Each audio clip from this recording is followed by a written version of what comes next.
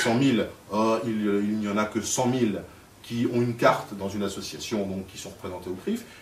Ça fait un sixième d'entre eux environ. Ça fait donc, il n'y en a pas beaucoup, c'est le moins qu'on puisse dire. Tous les Juifs de France ne sont pas d'accord avec ce que dit le CRIF. Et la stratégie aujourd'hui, depuis la seconde intifada de l'an 2000, c'est, on l'a bien vu avec ce que disait Ariel Sharon, le Premier ministre israélien, c'est-à-dire faisons de l'ultrasionisme, à savoir, rappelez-vous le discours d'Ariel Sharon, qui a dit, eh bien, les Juifs de France s'apprêtent à être persécutés en France, qui est un pays antisémite, revenez tous en Israël. Bon, ça avait fait un scandale sous Chirac, je vous rappelle, et on avait été attaqué, la France avait été attaquée, non seulement par Sharon, mais également par l'American Jewish Committee, l'AJC, par la bouche de ses plus éminents représentants qui avaient attaqué la France, et Chirac avait dû se déplacer aux États-Unis avec Simone Veil et consorts pour dire que c'était une insulte et que c'était faux et qu'il entendait réagir, donc il ne se laissait pas faire. Entre parenthèses, pendant quelques temps plus tard, Sarkozy se faisait recevoir par le même comité en dîner d'honneur, et évidemment il ne critiquait pas du tout la position de l'AJC, bien au contraire. Hein, il se sentait lui-même, disait-il à l'époque, étranger dans son propre pays. Ce qui signifiait déjà qu'il avait pris contact avec ce que j'appelle le lobby pro-israélien américain dès 2002-2003. Vous voyez donc qu'il y a une fracture qui commence à arriver, pour simplifier, pour schématiser, vers l'an 2000, seconde intifada.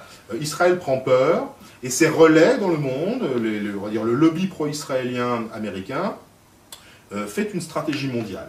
Et cette stratégie mondiale se définit, il y a suivant, je dirais, trois plans différents, trois axes différents.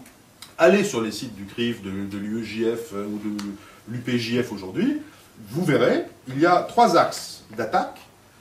Premier axe, nous sommes des associations, disent-ils, de lutte contre l'antisémitisme.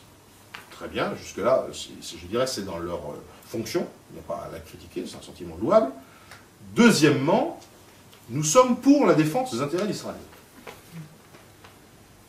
Troisièmement, nous voulons préserver la mémoire de la Shoah. Deuxième point, j'insiste sur le deuxième point, nous défendons les intérêts d'Israël. Quel est le rapport entre la lutte contre l'antisémitisme en France et Israël? Et c'est très simple. C'est qu'à partir du moment où vous allez critiquer Israël, vous serez perçu comme un antisémite. C'est la raison pour laquelle il ne faut surtout pas parler de lobby juif, parce que l'antisémitisme, je vous rappelle, est condamné par la loi. Parler de lobby juif, c'est donc être antisémite, et c'est donc tomber sous le coup de la loi. Même si eux-mêmes, même si l'UPJF se définit comme lobby juif. Oui, d'accord. Mais ne tombons pas, c'est ce que je dis, dans ce piège. Ils aimeraient rassembler tous les juifs autour d'eux. Ils aimeraient être les représentants légitimes de tous les juifs de France, mais ils ne le sont pas. Moi, j'ai beaucoup d'amis juifs qui ne sont pas d'accord du tout, mais pas du tout, et qui sont dans des associations pacifistes, par exemple, ou pro-palestiniennes. Écoutez, prenez en France Ronnie Broman, que j'ai eu hier au téléphone encore, et qui trouve cette situation scandaleuse. Bon, il y a beaucoup de juifs, qu'ils soient d'ailleurs religieux ou non, qui ne sont pas d'accord. Seulement eux-mêmes, quand ils commencent à prendre la parole, ils sont considérés comme des juifs honteux, c'est-à-dire qu'on les met à l'écart de leur propre communauté. Ils ne peuvent donc pas dire grand-chose. Moi, je les appelle dans ce livre quand même à prendre les devants. C'est une de mes thèses, je vais vous dire quelles sont les deux conclusions auxquelles je parviens dans ce livre. Donc, parler de lobby juif, c'est quelque chose de... Je crois que c'est vraiment faire le jeu de ceux qui attisent la haine et la passion, et qu'il faut au contraire tenter de raisonner et de dépassionner le débat. Je parle donc, moi, de réseau pro-israélien. Je crois qu'on n'en est pas encore tout à fait dans la situation américaine. On peut parler de lobby pro-israélien en Amérique, ça existe. C'est l'AIPAC, par exemple, ou l'AJC. J'en parle aussi dans ce livre, enfin, je développe ce que sont ces... Et là, évidemment, on est obligé de passer par eux pour arriver, je dirais, à la présidence. Le secrétaire d'État américain est obligatoirement sioniste. Bon, on n'en était pas là en France en 2006. Je vous rappelle qu'en France, on a eu des personnalités éminentes, remarquables, comme Hubert Védrine ou comme Roland Dumas, qui ont payé le prix de leur courage et de leur volonté de faire en sorte que la France reste un pays souverain et indépendant. Leurs adversaires ont dit que la France soutenait une politique pro-arabe ou pro-palestinienne. En réalité, ils étaient simplement partisans d'une, je dirais, une ligne moyenne, ou une ligne juste, équilibrée, pondérée au Moyen-Orient. Ils voyaient bien qu'il ne fallait pas tomber ni dans un camp ni dans l'autre. Bon, une position que j'appelle gaullienne, même pas gaulliste, gaulienne. Depuis 2007, c'est terminé. On est en train de se ranger, progressivement, sur le modèle américain. Et une des grilles de lecture de l'actuel gouvernement, si on veut comprendre comment il se forme, la raison pour laquelle Sarkozy prend tel ou tel ministre, c'est justement cette grille-là.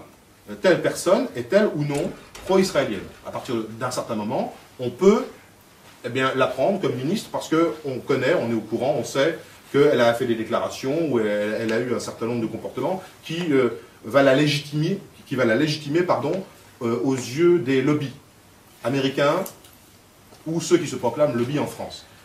On peut prendre plein d'exemples. Bernard Kouchner, voilà, c'est l'exemple qui vient à l'esprit de tout le monde. Voilà quelqu'un qui est en rupture également totale avec la politique française traditionnelle. Je dirais, il s'aligne, malgré toujours une certaine prudence, malgré toujours le fait qu'il ait des réserves de circonstances sur Israël à tel ou tel moment donné. Il faut bien comprendre que tout ça, ce sont des stratégies de communication. Ils ne peuvent pas dire « nous sommes à 100% pour Israël ». Bon. Et dans les faits, qu'est-ce qui se passe? Eh bien, c'est qu'il se range à la position israélienne. Complètement. Bon. Regardez, pourquoi Jacques Attali a-t-il été choisi pour faire son rapport? Regardez ce que dit Jacques Attali vis-à-vis d'Israël. Pourquoi Dominique Strauss-Kahn a-t-il été l'un des favoris de Nicolas Sarkozy comme candidat au FMI?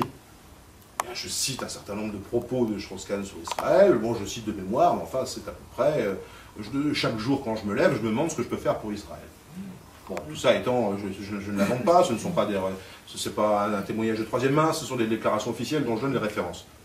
Dans mon livre, il y a 500 notes de références. Je pense que c'est ce qui ennuie certains d'ailleurs, c'est que c'est pas un pamphlet, c'est pas un livre polémique, mais c'est un livre, je dirais, presque incritiquable. Vous voyez, je donne toutes les références à chacune de mes citations. Le journal, si possible la page, le jour, l'auteur de l'article, etc. Donc, une des grilles de lecture pour comprendre le fonctionnement de ce gouvernement, c'est de comprendre que c'est un gouvernement sioniste, pro-israélien. Et une fois qu'on a compris ça, je pense qu'on a compris l'essentiel. Alors, ce livre, je l'ai écrit en février, mars, avril. Je l'ai présenté à une quinzaine d'éditeurs, dont des éditeurs qui m'avaient déjà édité. Alors, je vous dis tout de suite, je n'ai pas tenté donc à tous les éditeurs français, je savais très bien que certains, ce n'était même pas la peine d'essayer. Bon, prenons Grasset, par exemple, ce n'était pas la peine, parce que j'avais déjà eu, pour un ouvrage ancien, qui s'appelait « Le monde contre soi, anthologie des propos contre les juifs, le sionisme et le judaïsme », déjà j'avais eu un nom catégorique. Et je vous informe que ce livre, « Le monde contre soi », qui est paru finalement aux éditions Blanches, m'a valu d'être invité au salon du Glébrit. Zéro ligne dans la presse. Et pour vous dire que j'ai été invité au salon des écrivains du Glébrit en 2007. Bon. Bien que les principales maisons d'édition aient refusé. Je ne sais pas pourquoi, interrogez-vous. Bon. En tout cas, voilà ce que me répond un éditeur, qui est d'ailleurs un ami, qui est quelqu'un que j'estime beaucoup, qui est, je trouve très courageux, qui est Frank Spengler, qui est un éditeur parisien bien connu, fils de Régine Desforges, auteur à succès, communiste, qui a été elle-même victime de la censure pour un certain nombre de ses textes, on va dire, érotiques, dans les années 60-70, enfin qui est une femme de combat que moi j'estime personnellement beaucoup. En tout cas,